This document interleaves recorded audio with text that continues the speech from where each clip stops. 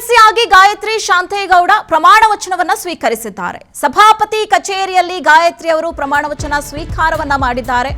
ಚಿಕ್ಕಮಗಳೂರು ಸ್ಥಳೀಯ ಸಂಸ್ಥೆಗಳಿಂದ ಗಾಯತ್ರಿ ಆಯ್ಕೆ ಆಗಿರುವಂತದ್ದು. ಇನ್ನು ಮರು ಮತ ಎಣಿಕೆಯಲ್ಲಿ ಆಯ್ಕೆಯಾಗಿದ್ದಾರೆ ಗಾಯತ್ರಿ ಶಾಂತೇಗೌಡ.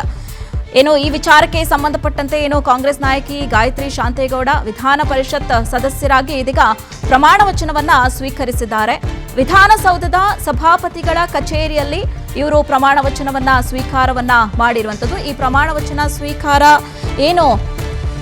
ಬಹಳ ಸರಳವಾಗಿ ನಡೆದಿದೆ. ಪ್ರಮಾಣ ವಚನ ಸ್ವೀಕಾರ ಕಾರ್ಯಕ್ರಮ ಅನ್ನುವಂಥದ್ದು ಇನ್ನು ಈ ಸಂದರ್ಭದಲ್ಲಿ ಪಕ್ಷದ ಪ್ರಮುಖರು ಕೂಡ ಭಾಗಿಯಾಗಿದ್ರು, ನಾಯಕರು ಹಾಗೆ ಬೆಂಬಲಿಗರು ಕೂಡ ಈ ಒಂದು ಕಾರ್ಯಕ್ರಮದಲ್ಲಿ ಭಾಗಿಯಾಗಿ ಗಾಯತ್ರಿ ಅವರಿಗೆ ವಿಶ್ವಾಸನ ಕೂಡ ತಿಳಿಸಿದ್ದಾರೆ. ಇನ್ನು ಸರಳವಾಗಿ ಈ ಒಂದು ಕಾರ್ಯಕ್ರಮ ಕೂಡ ನಡೆದಿರುವಂಥದ್ದು ವಿಧಾನಸೌಧದಲ್ಲಿ ನಾವು ದೃಶ್ಯಾವಳಿಗಳಲ್ಲಿ ಇದೀಗ ಗಮನಿಸ್ತಾ ಇದ್ದೀವಿ.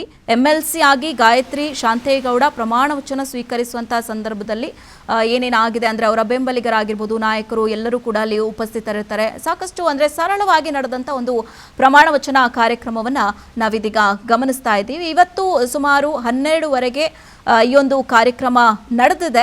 ವಿಧಾನಸೌಧದ ಸಭಾಪತಿಗಳ ಕಚೇರಿಯಲ್ಲಿ ಬಹಳ ಸರಳವಾಗಿ ನಡೆದಂಥ ಪ್ರಮಾಣ ವಚನ ಕಾರ್ಯಕ್ರಮದ ದೃಶ್ಯಾವಳಿಗಳನ್ನು ಕೂಡ ನಾವು ಗಮನಿಸ್ತಾ ಇದ್ದೀವಿ. ಇನ್ನು ಈ ಗಾಯತ್ರಿ ಅವರು ಈ ಹಿಂದೆ ಚಿಕ್ಕಮಗಳೂರು ಸ್ಥಳೀಯ ಸಂಸ್ಥೆಗಳ ಕ್ಷೇತ್ರದಿಂದ ವಿಧಾನ ಪರಿಷತ್ ಸದಸ್ಯರಾಗಿ ಇವರು ಸೇವೆಯನ್ನು ಸಲ್ಲಿಸಿರ್ತಾರೆ.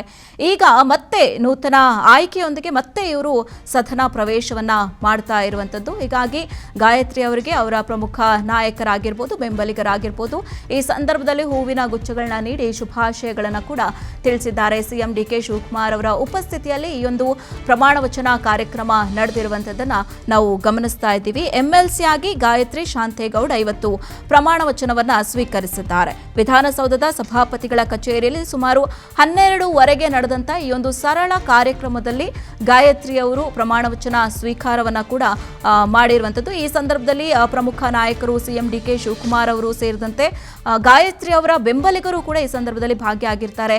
ಈವನ್ ಡಿಕೆ ಶಿವಕುಮಾರ್ ಅವರು ಕೂಡ ಹೂವಿನ ಗುಚ್ಛವನ್ನ ನೀಡಿ ಗಾಯತ್ರಿ ಅವರಿಗೆ ಶುಭಾಶಯಗಳನ್ನ ಕೂಡ ಈ ಸಂದರ್ಭದಲ್ಲಿ ತಿಳಿಸಿದ್ದಾರೆ.